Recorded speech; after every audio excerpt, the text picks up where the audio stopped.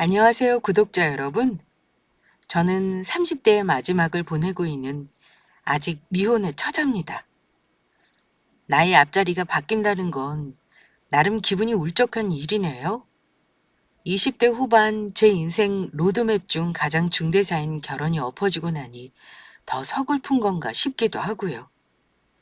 제가 감히 인생 선배님들 앞에서 이런 말을 건방지게 해도 되는지 모르겠지만 인생이라는 게 원래 계획대로만 되는 건 아닌가 봅니다. 저는 원래 작년 가을 결혼을 계획했다가 과감하게 파혼을 선언했습니다. 결혼 준비하다가 깨지는 경우는 꽤나 흔한 경우더라고요. 사실 이혼보다는 파혼이 나으니 결혼 준비하다가 아니다 싶은 게 있다면 빠른 결정이 서로를 위해 좋은 일이긴 합니다. 금전적으로 복잡한 거 없이 파혼한다면 가장 베스트겠지만 저는 안타깝게도 계약금을 날린 것도 있고 웨딩 촬영까지 해놔서 속이 좀 쓰리긴 했습니다. 그래도 가장 큰 돈 들어가는 신혼집 계약 직전에 파혼했으니 큰돈 손해본 거 없다 생각하고 위안 삼고 있네요. 저는 차라리 시댁이 넉넉지 않은 형편이라거나 남편이 나보다 능력이 없다거나 한다면 이해할 수 있을 것 같아요. 하지만 사람 사고방식이 나와 다르고 다르다 못해 염치도 없고 상식이 없는 건 극복 가능한 문제가 아니더라고요. 결혼할 뻔한 전 남자친구의 엄마가 그랬습니다. 전 남자친구 엄마는 본인이 본 부인이고 며느리인 저를 마치 아들의 첩인 양 생각하는 미친 여자 같았습니다. 한마디로 질투의 화신 시어머니였어요. 이런 류의 시어머니들이 간혹 있긴 한데 제 경우는 좀 심했습니다. 그래서 파혼했어요. 주위에서 저 파혼했다고 안 됐다 불쌍하다는 사람 하나도 없고요. 하나같이 다 잘했다고 하네요. 특히 엄마가 제일 다행이라고 하세요. 아직 1년도 지나지 않은 시점이라 제가 만나는 사람도 없는데도 자꾸 어디서 선자리를 알아봐다 주십니다. 그러면서 하시는 말씀이 이래요. 원 없이 연애 한 번 해봤으니까 이제는 엄마랑 아빠가 골라주는 사람도 몇 번 만나봐. 엄마도 네 아빠랑 손봐서 결혼해도 30년 넘게 아무 문제 없이 살고 있잖아. 나이 더 들면 다들 조건 맞춰 결혼하는 거 당연하게 생각하는 거야. 엄마, 나는 아직 남자 만날 생각 없어. 파혼한 지 아직 몇 달도 되지 않았는데 나더러 선보러 다니라고? 내가 알아서 할게. 알아서 하긴 뭘 알아서 해. 엄마 말 들어. 너 알아서 한다고 그놈이랑 결혼 준비하는 동안 그 집 엄마한테 당한 걸 생각해봐라. 네가 뭐가 부족해서 그런 취급을 받고도 참았니? 엄마가 또 그런 걸 봐야겠어? 잔말 말고 엄마 말대로 해. 엄마 말대로 다른 사람도 한번 만나봐야겠다고 생각은 합니다만 이제는 남자니 뭐니 쉽게 마음을 못 여는 제가 문제이긴 합니다. 그래도 빨리 털어버리고 나의 삶을 사는 게 좋겠죠? 오늘 구독자 여러분에게 저의 파혼 사연을 말씀드리면서 전부 털어내는 계기가 되었으면 좋겠네요. 제가 그 사람을 많이 좋아했고 결혼까지 하려던 사람인데 당연히 상처가 없다면 거짓말이죠. 엄마도 그렇고 친구들도 그렇고 사람 때문에 상처받은 사람은 사람으로 치유받아야 한다는데 아직은 제가 다른 남자를 만나볼 마음이 생기지를 않네요. 아무튼 제가 만난 사람에 대해 얘기를 해보자면요. 파혼할 때 서로 못 볼 꼴을 보긴 했어도 사람 하나만 놓고 보면 그리 문제 있는 사람은 아니에요. 이래도 흥 저래도 흥하는 두루뭉술한 스타일에 자기 부모 말 거역한 적 없이 순하게 자란 사람입니다. 고지식한 면도 있고 외동 아들이라 부모님이 아들에게 투자도 많이 하는 듯 보였고 본인도 부모 덕에 하고 싶은 거 다 하고 컸다던 사람이에요. 아버지 돌아가시기 전에는 남부럽지 않게 살았다고 했고요. 여자를 잘 리드하는 성격이라 제가 그 사람이 하자는 대로 많이 따르기도 했습니다. 사실 처음 남자친구와 만나 교제를 시작할 때 오히려 저희 집에서 걱정을 많이 하셨어요. 왜냐면 저는 어리다면 어린 나이였고 이제 막 직장 생활을 시작한 데다 공부만 하느라 세상 물정을 잘 몰랐던 순진한 아가씨였습니다. 그런 저에 비해 남자친구는 저보다 8살이 많았고 이미 직장 생활 5년 차에 사람 대하는 것도 능수능란했어요. 저랑 8살 차이라서 그런지 마음도 넓고요. 매일 귀엽다, 이쁘다 말해주면서 저를 너무 이뻐해 줬습니다. 둘이 사귀면서 거의 싸우는 일도 없었습니다. 하지만 부모님은 나이 많은 사람이랑 사귄다며 걱정을 많이 하셨어요. 그랬더니 남자친구가 선뜻 이러더라고요. 너희 부모님이 걱정 많이 안 하게 하려면 내가 먼저 인사를 드리는 게 낫겠다. 딸이 만나는 사람 직접 얼굴 보시면 마음을 놓으시겠지. 우리 어차피 결혼할 거잖아. 인사드리는 김에 미리 사위로 점수도 따놓으면 좋지 않을까? 오빠가 그래주면 우리 부모님도 좋아하실 거야. 그럼 우리 부모님께 말씀드릴게. 근데 부담스럽지는 않겠어? 우리 이제 만난 지 고작 1년 넘었는데 아직은 내가 결혼할 나이는 아니잖아. 오빠도 돈 더 모아야 한다며. 결혼하는데 정해놓은 나이가 어딨어. 적당한 때 되면 하는 거지. 다 내가 알아서 할 테니까 너는 오빠가 하자는 대로만 하면 돼. 그래서 남자친구 의견대로 우리 집에 먼저 인사를 드렸습니다. 부모님은 남자친구 말만 들었을 때는 나이차 때문에 걱정은 하셨지만 막상 만나보니 믿음직스럽다고 저와 교제하는 거 허락하셨어요. 만난 지 1년 남짓이었는데도 남자친구는 저의 관계에 아주 확신을 보였거든요. 아무래도 딸 가진 부모 입장에서는 내가 남자를 좋아하는 것보다 남자가 저를 더 좋아해 보이는 것이 안심되셨나 봐요. 처음 인사한 이후로 아빠는 간혹 남자친구를 주말에 초대해 이것저것 만난 것도 해주시고 술도 주거니 받거니 하시면서 많이 챙겨주셨습니다. 아빠는 자동차 정비소를 하시는데 술도 좋아하시고 성격이 호탕하신 편이라 한번 사윗감으로 인정하시고는 가족처럼 생각하신 거죠. 하지만 엄마는 아무래도 오빠들 둘 장가 보낸 경험도 있고 제가 막내딸이다 보니까 걱정을 내려놓지 못하셨습니다. 아빠는 남자친구를 결혼 전임에도 이름으로 편하게 부르고 최서방이라고 하셨는데 엄마는 끝까지 남자친구에게 영준 씨라며 존대하셨습니다. 아빠와 엄마는 같은 부모지만 엄마라는 존재는 자식에게 남다른 촉이 있는 것 같아요. 그래도 더 만나보고 결정해야지 벌써부터 무슨 결혼을 한다 그래. 네 나이가 몇인데 아직 결혼은 일러. 엄마, 나는 사람 재가면서 만나는 거 못해. 지금 결혼한다는 게 아니고 엄마 아빠가 하도 걱정하니까 걱정 덜어드리려고 인사시킨 거야. 그래도 직접 보니까 마음은 놓이지? 그건 그렇지. 그래도 어쩐지 알면 할수록 외동이라는 것도 걸리고 홀어머니인 것도 걸리고 이것저것 다 마음에 안 드는데 어쩌니. 요즘이야 세상이 바뀌어서 시집살이 옛말이라지만 그래도 예전 같으면 기피대상 1호 신랑감이잖아. 우리 귀한 막내 시집 보내는데 그런 집 말고 좀 편안한 곳에 보내고 싶어서 그래. 아유 모르겠다. 엄마는 너를 믿는다만 원래 딸 가진 부모는 끝까지 걱정인 거지. 네 오빠들은 이런 걱정 하나도 안 했는데 유독 너는 걱정이다. 이거사. 엄마도 시어머니 입장이지만 제가 그냥 하는 말이 아니고 새언니들이 엄마를 정말 좋아합니다. 저만의 착각이 아니고 정말 그래요. 엄마가 워낙 새언니들한테 연락도 먼저 안 하고 니들끼리 잘 살아라 하는 스타일이신데 툭하면 애 봐달라고 번갈아 엄마 찾는 게 새언니들이거든요. 어쨌든 우리 엄마는 시어머니 입장이기도 하고 또 딸을 가진 입장이다 보니까 제가 안 보이던 여러 면들이 보였던 듯합니다.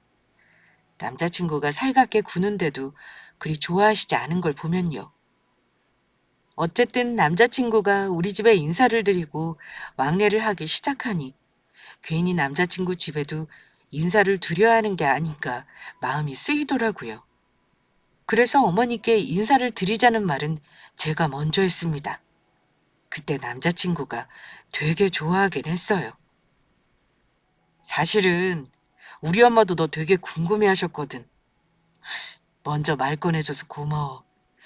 그럼 우리 집 언제 가볼까? 글쎄, 오빠가 어머니께 미리 말씀드리면 언제라도 좋지 뭐. 남자친구와 진지하게 각 잡고 결혼 얘기를 한 건 아니었지만 저희도 2, 3년 안에는 결혼을 하자 했고 예비 시댁 쪽에서도 아예 만나는 김에 1년 안에는 결혼을 해라라는 말도 나온 상태였어요. 남자친구가 우리 부모님과 먼저 알고 지낸다는 것도 아셨고요. 그래서 큰맘 먹고 예비 시어머니께 인사를 드렸습니다. 잠깐 남자친구 집에 대해 말씀을 드리자면 남자친구 집은 평범한 집안입니다. 다만 남자친구 아버지가 저와 교제 전 돌아가시는 바람에 어머니와 남자친구는 줄곧 둘이 살았다고 합니다. 그래도 아버지 돌아가시기 전에는 먹고 살 걱정은 없었다고 합니다. 그런데 갑자기 돌아가신 다음에 가족들 모르게 빚이 있던 걸 알게 되었다고 해요. 물려받을 재산이 조금 더 많아서 상속 포기하지 않고 한정승인 신청을 했는데 막상 빚을 갚고 보니 겨우 집 한 채 건졌다고 하더라고요. 시어머니는 사업하는 시아버지 덕에 사모님 소리 들으면서 전업주부로만 살다가 졸지에 아들에게 기대 살게 된 거죠. 외동이라 어머니가 아들을 남달리 사랑하실 거라는 건 어렴풋이 짐작은 하고 있었습니다. 왜냐면 남자친구가 은근히 자기 어머니 자랑을 많이 하는 편이었거든요. 사실 아들들 중에서 자기 엄마랑 살갑게 지내고 자랑까지 하는 아들이 귀하다는 건 구독자분들은 아실 겁니다. 제가 오빠가 둘이나 있지만 두 오빠는 엄마에게 전혀 살갑지 않거든요. 늘 엄마가 하는 질문에는 단답형이고 절대 먼저 전화하는 법 없고요. 그런데 남편은 신기할 정도로 딸 같은 아들이었습니다. 제가 한번 물어본 적이 있어요. 엄마랑 친한 게 신기해서요. 오빠는 엄마랑 어찌 그리 사이가 좋아? 우리 집 오빠들은 엄마한테 엄청 무뚝뚝하고 사춘기 때도 엄마 속 엄청 뒤집어 놨었거든? 솔직히 오빠 같은 아들 되게 드문 거 알아? 그래? 나는 다른 집 아들들도 나 같은 줄 알았지. 워낙 우리 엄마랑 내가 어릴 때부터 친했어. 외동이기도 하고 엄마가 나 정성으로 키우신 거 내가 잘 알거든. 나한테 거는 기대는 크셨지만 그렇다고 부담은 안 주셨어. 사춘기 때도 엄마랑 친했단 말이야? 그럼 오빠는 아직 사춘기 안 온 거 아닐까? 원래 사춘기 때는 아들들이 엄마랑 싸워야 국룰인 건데? 나도 나름 반항은 했어. 그래도 우리 엄마는 나를 늘 믿고 기다려주셨어. 고등학교 2학년 때까지는 나도 엄마랑 대면대면 하다가 대학 가면서 엄마랑 다시 가까워진 거야. 남자친구에게 들은 것으로만 어머니를 상상하자면 아들에게 늘 자상하고 잔소리하지 않으며 온화하고 다정한 엄마였습니다. 그렇다면 실제로 만난 예비 시어머니는 어땠을 것 같으세요? 사실 첫인상은 그리 나쁘지만은 않았습니다. 어머니가 저를 보셨을 때 맨 처음 하신 말이 바로 저의 외모 칭찬이었습니다. 너무 예쁘네. 우리 아들한테 말 많이 들었다. 실제로 보니까 정말 그러네. 우리 아들 제 눈에 안경일까 봐 걱정했거든. 근데 이렇게 보니까 어디서 본 것처럼 얼굴이 낯설지는 게 우리가 인연인가 보다. 어디 있다가 이제 만났니? 아, 어머니 예쁘게 봐주셔서 감사합니다, 어머니. 그래, 이렇게 얼굴 봤으니까 앞으로는 얼굴 자주 보고 살자. 그래야 친해지지. 엄마, 실제로 보니까 이제 마음 놓이죠? 엄마가 나이 어리다고 걱정하신 거 알아요. 근데 이렇게 좋아하시니까 저도 기분이 좋네요. 어머니가 긴장하고 있었던 저에게 환하게 웃어주니까 마음이 조금은 편해지더라고요. 처음 만난 날은 남자친구가 밖에서 먹자고 해서 남자친구 집에는 가보지 않았어요. 처음 만난 날은 에피소드랄 게 딱히 없습니다. 즐겁게 대화 나누며 식사했고 어머니도 저에게 이런저런 궁금하신 거 다 물어보셨어요. 어머니는 남자친구 말대로 아들에 대한 사랑이 지극하시긴 했어요. 무슨 대화 끝에는 늘 우리 아들이 이래서 우리 아들이 저번에 이런 식으로 마무리가 되더라고요. 그래도 저를 반갑게 맞아주시고 예쁘게 봐주셨다고 생각해서 저도 마음이 놓였습니다. 어머니가 자주 보자는 말에 간혹 연락도 드렸고 백화점 가서 제 화장품 사다가 생각나면 엄마 거랑 어머니 것까지 사서 남자친구 통해 보내기도 했습니다. 그 이상 제가 뭘 더 잘해야 할 게 있을까요? 아직 결혼 말도 나오지 않은 남자친구와 어머니와 더 친해진다는 건 사실 쉬운 일도 아니고요. 그렇게 적당한 거리를 유지하며 지냈고 남자친구와 연애가 한 2년쯤 넘어가던 무렵까지는 큰 문제가 없었습니다. 그러다가 본격적으로 결혼 얘기가 나왔는데요. 결혼 준비하겠다고 말씀드린 이후에 두 번째 만남은 어머니가 집으로 오라고 하셨습니다. 그런데 결혼 준비를 시작하면서 두 번째 시어머니를 만났을 때부터는 뭔가 저를 대하시는 게 미묘하게 달라지셨더라고요. 저를 반갑게 맞아주실 줄만 알았던 어머니는 뭔가 저를 차갑게 대하시더라고요. 저는 분명히 어머니에게서 뭔가 껄끄러운 감정을 느꼈습니다. 제가 어머니, 어머니 하면서 어머니 옆에서 살갑게 굴어봤지만 늘 바늘방석에 앉아있는 기분이었습니다. 저를 보자고 불러놓고서 왜 그런가 했더니만 나중에 들은 얘기로는 어머니가 저 오기 전에 남자친구와 결혼 얘기가 나와서 의논을 하다가 기분이 상하셨다는 겁니다. 어머니가 날은 언제로 잡을 거냐 물어보시길래 내년 봄쯤이 좋겠다고 말씀드렸어. 그러다 집 얘기가 나왔는데 어머니가 걱정을 많이 하시더라고. 너도 알다시피 우리 어머니가 나 집 얻어주실 여력이 없으시잖아. 그래서 회사 근처로 예산 맞춰서 대출받아서 얻겠다고 했는데 삐지셨지 뭐야. 왜 삐지셨는데? 아니 회사 근처로 우리 힘으로 얻겠다고 한 게 뭐가 잘못인지 모르겠는데? 사실 그게 어머니가 나 장가가도 근처에 살게 하고 싶으셨나 봐. 어머니는 지금 사는 아파트 팔아서 나 보태주시고 작은 집에서 사시겠다는 거지. 근데 그렇게 하면 너 출퇴근이 1시간이 더 걸리게 되는 거잖아.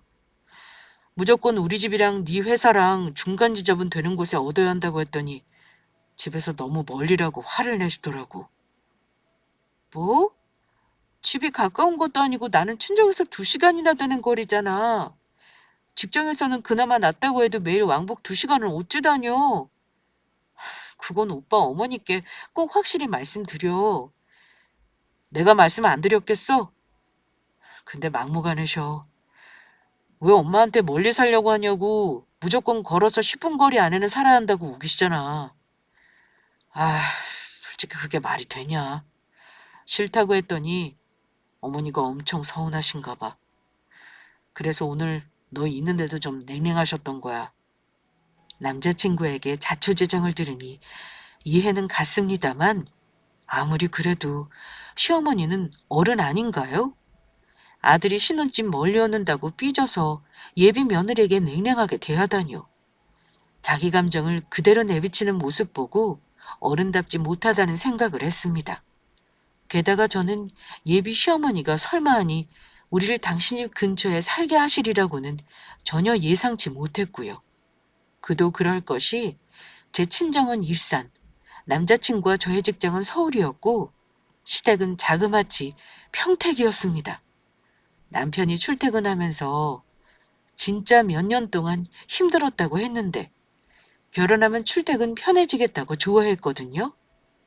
근데 시댁 근처라뇨. 저나 남자친구 둘 다 힘들어지는 거잖아요. 상식적으로 생각해도 우길 게 아니죠. 그뿐이 아니었습니다. 남자친구가 한숨을 내쉬더니만 걱정이라면서 하는 말이 더 기가 막혔어요. 너도 알겠지만 우리 엄마가 나를 엄청 좋아하시잖냐. 며느리 보면 좋겠다 생각하시면서도 막상 너 보니까 아마 아들을 뺏기는 기분이 드셨나 봐. 아들 빼앗긴 것 같아서 서운하다고 막 우시더라. 네가 당분간 우리 어머니 좀 쌀쌀맞게 구셔도 전화도 하고 애교도 떨고 잘해드리면 아마 금방 기분 풀어지실 거야. 하지만 남자친구에게 자기 엄마에게 잘해드리려는 말을 듣는 순간 마음에 뭔가 살짝 치밀어 오르더라고요. 남자친구 말대로 어머니에게 잘하고 싶은 마음이 쉽게 들지 않았습니다.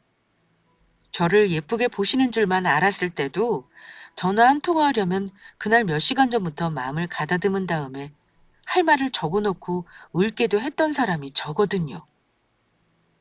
애교라는 건 마음에서 우러나와야 하는 거지 억지로 하려 그러면 더 싫어지는 게 사람 마음이기도 하고요.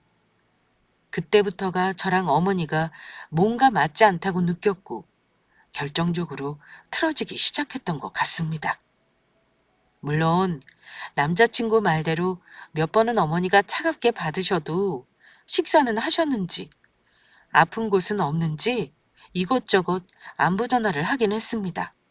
하지만 그것도 한두 번이죠. 저는 앵무새도 아니고 감정 있는 사람인데요. 엄마 친구들에게도 엄마 엄마 하면서 잘 따르는 저는 결혼하면 시어머니에게 애교 떨면서 잘할 거라는 말을 주위에서 많이 들었어요. 그렇지만 예비 시어머니가 저를 탐탁지 않게 생각한다는 걸 알고 나서는 애교가 너무 어렵더라고요. 애교는 받아주는 사람이 있어야 나오는 거죠. 그리고 솔직히 까놓고 말해 우리 엄마가 막내딸을 8살이나 많은 남의 집 아들에게 빼앗기는 입장 아닌가요? 제가 치사해 보일까 봐 말은 안 했지만 나이만 제가 어린 게 아니라 모든 조건에서 나은 입장이기도 했고요. 그런데 어떻게 아들을 빼앗긴다는 생각을 하시는지 부모님께 말해야 하나 망설였지만 그 후에 만났을 때는 또 아무 일 없다는 듯 또 잘해주시더라고요. 그때가 아마 추석 지났을 즈음이었는데요. 어머니가 대뜸 이듬해 봄에 빨리 결혼 날짜를 잡자고 하시더라고요. 어머니가 이제 마음이 풀리셨나 했죠. 결혼하기로 맘먹었을 때 빨리 날 잡고 진행하는 게 좋지 않겠니? 너도 올겨울 지나면 벌써 30 바라보는 나이 아니니. 우리 아들도 나이가 벌써 35이 넘었고 내가 아들을 아무리 끼고 살고 싶어도 더는 아니지 싶다. 네, 어머니. 안 그래도 저희 부모님도 빨리 상견례 날 잡으라고 하셔서요. 괜찮으시면 날짜 맞춰서 알려드릴게요. 그렇게 한 달 후인 11월에 상견례를 했습니다. 상견례 때 별다른 이슈는 없었어요. 서로 말씀을 많이 하지도 않으셨고요. 굳이 말하자면 좋은 분위기라기보다는 뭔가 어색한 분위기였습니다. 왜냐하면 그 전부터 결혼은 우리 힘으로 하겠다고 남자친구가 얘기한 데다 예단 예물 같은 건 간소하게 하기로 논의가 끝난 상태였어요. 우리 부모님은 당연히 일산 근처로 신혼집을 얻는 줄 아셔서 굳이 시어머니가 마음 불편해하실 말들은 꺼내시지도 않았습니다. 친정에서는 정말 아무 도움 주지 않아도 되겠냐? 혹시 우리가 해줄 게 있다면 말해달라. 웬만한 건 너희 하고 싶은 대로 정해라. 우리는 아무렴 다 좋다. 이 정도의 말씀만 하셨습니다. 하지만 제가 직장 생활을 4년 차에 모은 돈을 뻔히 아는 엄마가 비상금으로 가지고 있으라며 증여에 걸리지 않을 정도의 현금을 결혼 준비에 보태라고 주셨습니다. 상견례까지 하니 마음이 급해지더라고요. 하필 코로나가 절정이던 시기라 우리는 가족끼리만 조촐하게 스몰 웨딩을 하기로 했는데 제가 결혼식 자체에 들뜬 나머지 마음대로 웨딩 촬영도 먼저 하자고 하고 예식장도 예약을 해버렸습니다. 저는 결혼 준비가 나름 재미있었어요. 그런데 결혼 준비를 본격적으로 시작하면서부터 시어머니가 하나둘 본색을 드러내기 시작하셨습니다. 갑자기 저랑 예비 남편을 단톡방에 초대를 하시는 게 시작이었습니다. 어머니가 하시는 말은 이랬어요. 이제부터 우리 가족들이 알아야 할 내용은 여기다 공지하마. 결혼 준비하면서 할 말 있으면 여기다가 말할 테니 너도 할 말 있으면 하렴. 단톡방 이름은 가족 단톡방. 솔직히 좀 당황스럽더라고요. 예비 시어머니와 예비 남편, 그리고 저. 이렇게 셋이 단톡방에서 무슨 할 말이 있을까 싶어서요. 저는 나가버릴까 고민했지만 어머니가 저 싹수 없다고 오해하실까봐 그러지도 못했습니다. 그런데 이 가족 단톡방에서 시작된 어머니의 간섭이 참 어마무시했습니다. 갑자기 무슨 신사임당의 빙의라도 하신 건지, 결혼하면 남편에게 아침밥을 꼭 차려줘야 한다며 반찬 만드는 레시피를 링크까지 보내시질 않나. 아내가 뇌조를 잘해야 남편이 잘 된다는 고리타분한 조언 등등이 단톡방에 도배되더라고요. 자기가 얼마나 아들을 사랑하는지 말하시면서 귀한 아들을 저에게 주니 너는 내가 한 것보다 아들을 사랑해야 한다는 개소리까지 말입니다. 결혼 준비는 우리끼리 알아서 하라셨으면서 난데없이 예식장도 걸고 넘어지셨어요. 예식장 정할 때는 아무 말씀 안 하시더니만 왜 식장을 시어머니 의견 묻지도 않고 거기서 하느냐부터 시작이었죠. 제가 예비 남편에게 우리 결혼식장 정한 거 어머니가 분명 허락하신 거 아니었냐 했더니 자기도 왜 갑자기 저러시는지 모르겠다면 일단 무시하라길래 진짜 무시했습니다. 그 뒤 아무 말 없었던 거 보면 아마도 그냥 생트집이셨던 거죠. 그뿐이 아니었습니다.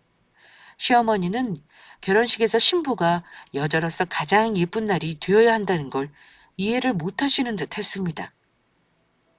저에게 하지 말아야 할 간섭을 단톡방에 끊임없이 하셨습니다. 웨딩드레스는 비싼 거 하지 마라. 어차피 몇 시간 입고 말 건데 돈 100씩 써서 뭐 한다니. 그냥 최대한 싼 걸로 해. 어머니, 그래도 인생 한 번뿐이잖아요. 제가 입고 싶은 거 제 돈 내고 입는 거니까 신경 쓰지 마세요. 그랬더니 이번에는 결혼 반지를 굳이 비싼 돈 주고 할 필요 없다고 하시는 겁니다. 결혼하고 나면 살림하느라 낄 일도 없다면서요. 제일 황당했던 건 따로 있었습니다. 한복 고르러 종로주단에 친정엄마와 예비시모까지 모시고 넷이 간 적이 있었는데 시어머니가 뜬금포로 핑크 계통의 한복을 고르시는 게 아니겠어요? 한복집 직원이 시모에게 그러더라고요. 어머님, 이건 신부 측 어머니가 입는 계열이에요. 저쪽에서 원단 다시 골라보세요. 어머, 신랑 신부 한복색 정해놓은 법이라도 있대요? 나는 이런 화사한 색깔이 어울리는데 파란색은 얼굴에 받지를 않아요. 아니, 시어머니 본인이 시집 간답니까? 예비 남편은 창피해하면서 자기 어머니를 모시고 나갔고 나랑 엄마는 둘이서 먼저 고르고 일 있어서 먼저 집에 간다고 하고 와버렸습니다. 나중에 듣자니까 파란색은 죽어도 싫다 하셔서 예비 신랑이 어머니를 어르고 달래 겨우 옥색인지 뭔지 초록 계열로 했다고 들었네요. 결혼 준비가 어렵고 많이 싸운다는 말은 주변에서 많이 듣긴 했습니다만 저 같은 경우도 있을까 싶었습니다. 아마 창피해서 주변에 말도 못하겠더라고요. 만약 말하면 네가 뭐가 모자라 그런 집에 가냐고 할 게 뻔하니까요. 그렇게 결혼 준비도 우여곡절이 많았습니다. 저는 점점 이 결혼을 하게 되면 평탄치 않을 것 같다는 생각을 하기 시작했어요. 지금 생각해도 참 제가 멍청했다 느끼는 게 있는데요. 왜 내가 다른 거 다 제쳐두고 가장 중요한 신혼집 얻는 문제를 먼저 확실히 하지 않았는지 모르겠습니다. 친정엄마가 왜 빨리 집부터 알아보지 않으냐고 퇴근을 하시더라고요. 그래서 남자친구와 상의해 주말마다 집을 보러 다녔습니다. 그런데 어머니가 한 번은 같이 집을 보러 가자고 하신 적이 있어요. 그래서 남자친구가 어머니를 모시고 와서 주말 하루를 온종일 집만 보러 다녔습니다. 우리 예산은 2억의 전세를 얻는 거였는데 일산이 비싼 동네이기는 하지만 대출 없이도 20년 넘은 구축은 충분히 전세가 가능했어요. 물론 평수가 넓지는 않았습니다만 20평대라 해도 요즘은 다 방 3개에 화장실이 2개에다 주인이 리모델링한 집 많아서 제 마음에 드는 곳이 몇 군데 있었습니다. 그런데 매번 어머니가 찬물을 끼얹더라고요. 아이고 얘, 이 수압 좀 봐라. 이래가지고 빨래는 고사하고 설거지나 제대로 하겠니? 오래된 집은 이래서 안 돼. 녹물도 나오겠다. 이 집은 안 돼. 다른 집에 가서는 이 집은 결로가 있네. 베란다에 곰팡이 좀 봐라. 단열이 엉망이라 이런 거지. 집이 구조가 이게 뭐니? 아무리 둘이 살아도 30평은 돼야 숨 쉬고 살지. 30평 이하는 보지도 말어라. 안 되겠다 얘. 오늘 집들은 당초 전셋값만 비싸고 좋은 것이 하나도 없구나. 엄마, 이 정도면 괜찮은 거예요. 어차피 전세인데 굳이 넓은 데 살아서 뭐 하게요. 예비 남편이 제 눈치를 보며 아무리 어머니를 말려도 소용없었어요. 어머니는 그날 본 집 5군데를 전부 퇴짜 놓으셨습니다. 보태주는 것도 한 푼 없으면서 말입니다. 아마 부동산 사장님은 우리 시모 돈으로 집 얻어주는 줄 알았을 겁니다. 저는 속이 끓었지만 일단 참았습니다. 우리가 살 집인데 왜 저러시나 싶었지만 일단 나중에 예비 남편에게 말했어요. 오빠, 어머니 대체 왜 그러셔? 우리 신혼집 봐주신다길래 같이 간 거잖아. 근데 어머니가 하신 행동은 우리 신혼집을 못 얻게 회방 놓으신 거야. 안 그래? 나도 알아. 근데 어머니는 자꾸 우리가 먼데 사는 게 싫으신가 봐. 어제도 계속 얘기하시더라. 나도 어머니가 계속 고집 부리시면 결혼 못한다고 했으니까 이번만 넘어가 줘. 다음에도 어머니가 이런 식이면 우리 결혼 다시 생각해 볼 수도 있어, 오빠. 제발 어머니 감싸지만 말고 내 생각도 좀 해줘. 가뜩이나 저번 한복 사건 때문에 우리 엄마 엄청 마음 안 좋으신 거 몰라? 더 트러블 만들지 말아줘. 예비 남편에게 알겠다는 다짐을 받고 얘기를 끝냈고 앞으로 집은 우리 둘이서 알아보기로 했습니다. 그런데요. 정작 대역 폭탄은 그 일 있고 나서 일주일 후에 터졌습니다. 어머니가 급하게 할 말이 있으니 주말에 집에 들르라고 하시더라고요. 그런데 꼭 신분증과 도장을 잊지 말고 챙겨오라 하시는 겁니다. 저는 의아한 마음으로 일단 힘들게 운전해가며 예비시댁에 갔어요. 어머니는 저를 보시고는 자리에 앉으라는 말도 하지 않고 바로 어디 좀 가자고 하셨습니다. 저는 영문도 모르고 일단 어머니를 따라 나섰어요. 그런데요, 저를 데리고 간 곳이 어딘 줄 아세요? 어처구니 없게도 부동산이었습니다. 저는 불길한 예감에 부동산에 들어가지 않고 문 앞에서 머뭇거렸습니다. 어머니, 갑자기 부동산을 왜요? 예, 아무래도 니들이 내 집 근처에서 사는 게 100번 낫겠다 싶어. 나도 혼자 있을 생각하니 도저히 적적해서 안 되겠고. 네가 직장 다니면서 내 아들 아침밥 굶길까 봐 불안해서 니들만 따로 살게 못 두겠어. 그러니까 오늘 내 말대로 하고 이 동네에서 집 다시 보자꾸나. 내가 정말 괜찮은 집 봐뒀어. 일단 거기 먼저 가보자. 어머니의 뜬금없는 신혼집 공격에 놀란 정도가 아니라 이제는 화가 나더라고요.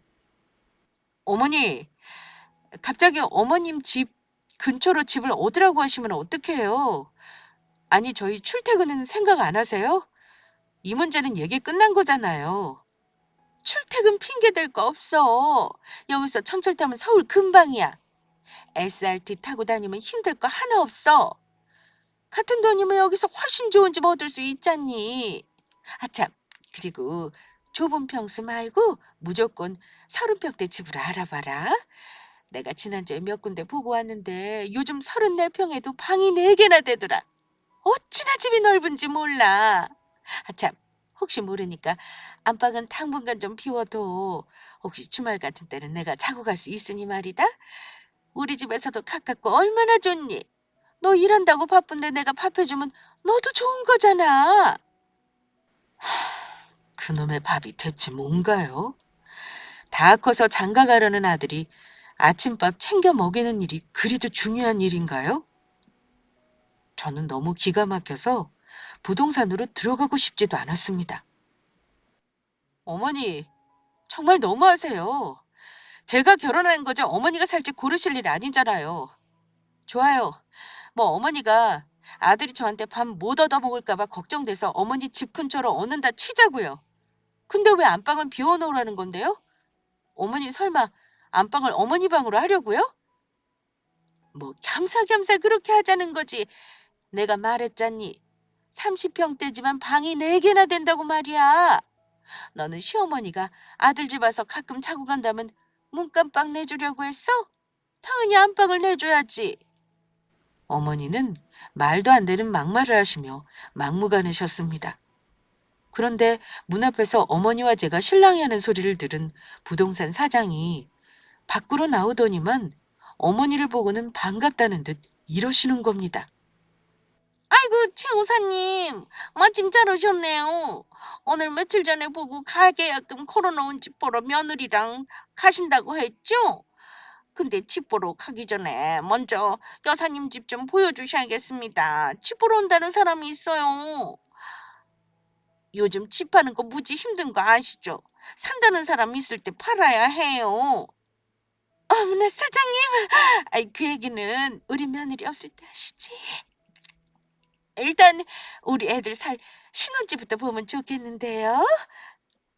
어머니가 당황하시며 부동산 사장님 입막음을 하시더라고요. 부동산 사장님은 영문을 모르는 얼굴이었고요. 아니 집 파시고 아들네랑 같이 살 집 본다고 하셔서 제가 구조 기똥차게 빠진 집으로 추천해드린 건데 며느리님이 혹시 모르시는 겁니까? 어머니는 당황한 듯 헛기침을 했고 저는 어이가 없어서 할 말을 잃었습니다.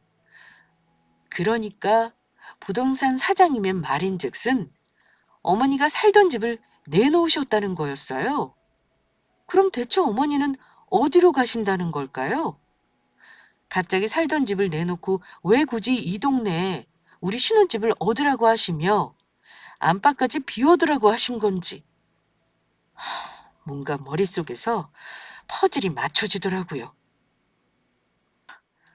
어머니, 이제 어머니 속뜻을 잘 알겠네요. 어머니는 아들이랑 그렇게 같이 살고 싶으신가 봐요? 이렇게 저를 속여가면서까지 말이죠. 설마 오늘 저 도장 가지고 오라고 하신 거 계약이라도 하실 생각이셨던 거예요? 화가 났지만 오히려 목소리는 차분하게 나왔습니다. 뭐 일단 다 결정하고 이해시키면 될 거라 생각했지. 너도 그래. 너는 여기다가 시어머니 혼자 놔두고 꼭 네 남편이랑 친정 근처에서 살아야겠니? 너희 부모는 그래도 두 분이 같이 계시잖아. 나는 혼자고 우리 아들밖에 없다. 내가 너 때문에 우리 아들 얼굴까지 못 보고 살 수는 없잖아.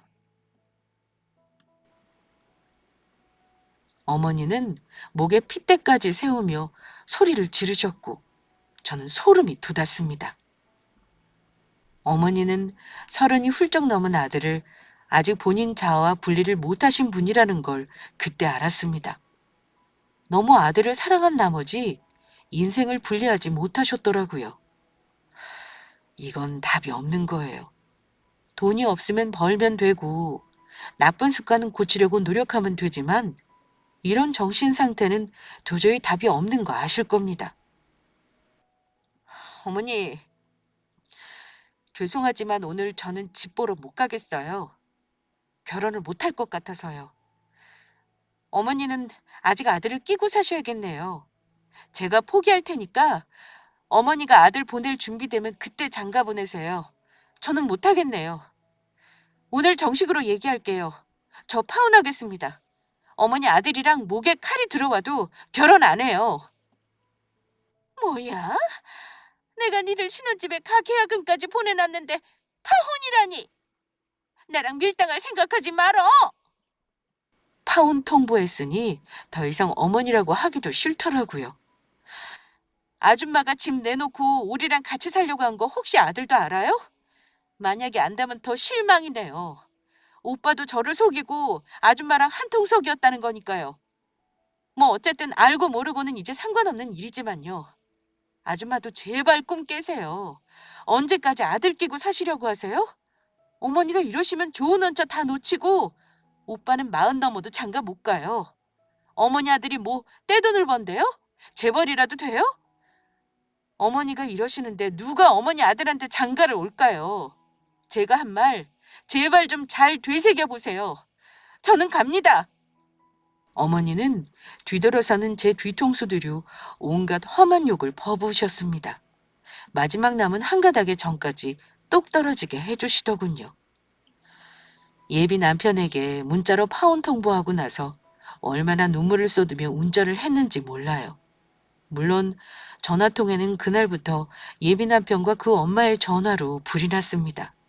집에 도착하니 엄마는 저에게 듣기도 전에 예비 남편에게 전화를 받고 걱정스러운 얼굴이셨어요. 하필 자기 없을 때 제가 와서 시어머니와 무슨 일이 있었던 것 같다며 미리 우리 부모님께 전화해 선수를 쳤더라고요. 하지만 제가 어머니와 있었던 일을 말씀드렸더니 부모님은 노발대발 난리가 나셨습니다. 엄마는 부모님은 차라리 잘 됐다고 처음부터 뭔가 찝찝하고 마음 한구석이 불안했는데 이제라도 제대로 된 사람 찾아보게 당장 파혼하라고 하셨어요. 당장 남자친구가 못 올라오는 상황이라 전화로 설명하고 이 결혼 못하겠다 했습니다. 내가 우리 엄마한테 진짜 많이 뭐라고 했어. 실수하신 거라고 말했으니까 제발 마음 풀어. 네가 싫다고 하면 오늘부터 일절 엄마 연락 안 해도 상관없어. 나도 앞으로 엄마 가서 다 막아줄게. 집 문제는 정말 몰랐던 일이야.